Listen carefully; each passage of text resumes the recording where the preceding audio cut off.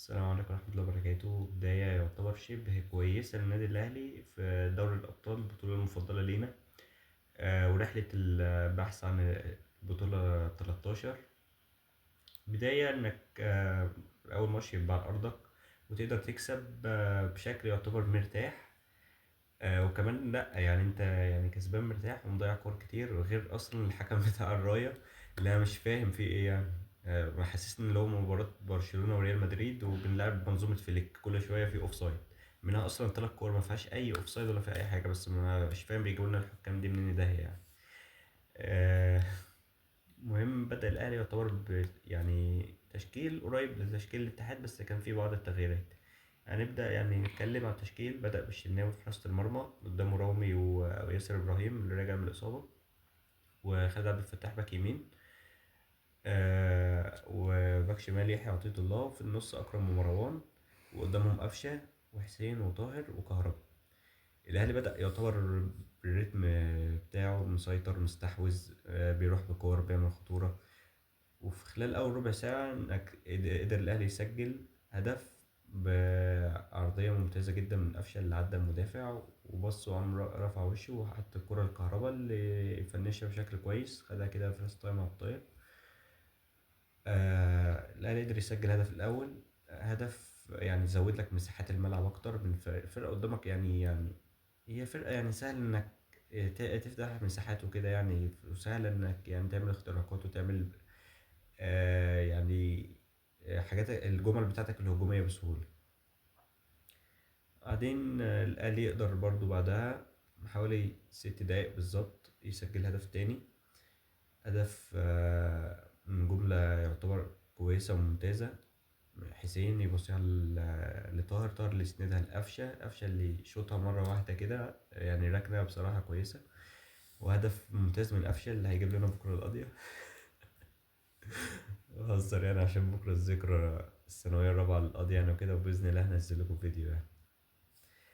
آه، يسجل هدف تاني، ويعتبر انت انهيت المباراة بنسبة 70%، لأن الفرقة اللي قدامك يعتبر ما بتعملش خطورة اللي هي، بس هي عملت خطورة بعد الهدف التالت. وهنيجي بس بعد ما نتكلم على الهدف التالت الأول اللي كان من جملة برضو كويسة. الدقيقة 26، يحيى عطية الله يلعب الكهرباء، كهرباء سندها لحسين الشحات اللي سجل الكورة وهو بيقع بس يعني. كان في النهارده جمل كتير، وكان في جماعية، وكان في كور كتير، وكان ماتش أصلا ممكن يخلص أكتر من كده، خصوصا إن كهربا يعني مسجل هدفين صعبين ومضيع بتاع كورتين، يعني كان زمانه جايب سوبر هاتريك. يعني سوبر هاتريك غير اللي هو صنع جون اهو، يعني كان زمانه 5 مساهمات في الماتش ده. فبجد يعني نتمنى اللي هو يشتغل على نفسه في حتة إنهاء الفرص دي، عشان يعني كان زمانه عامل ريكورد تاريخي، وكان زمانه هداف أصلا في البطولة من أول ماتش.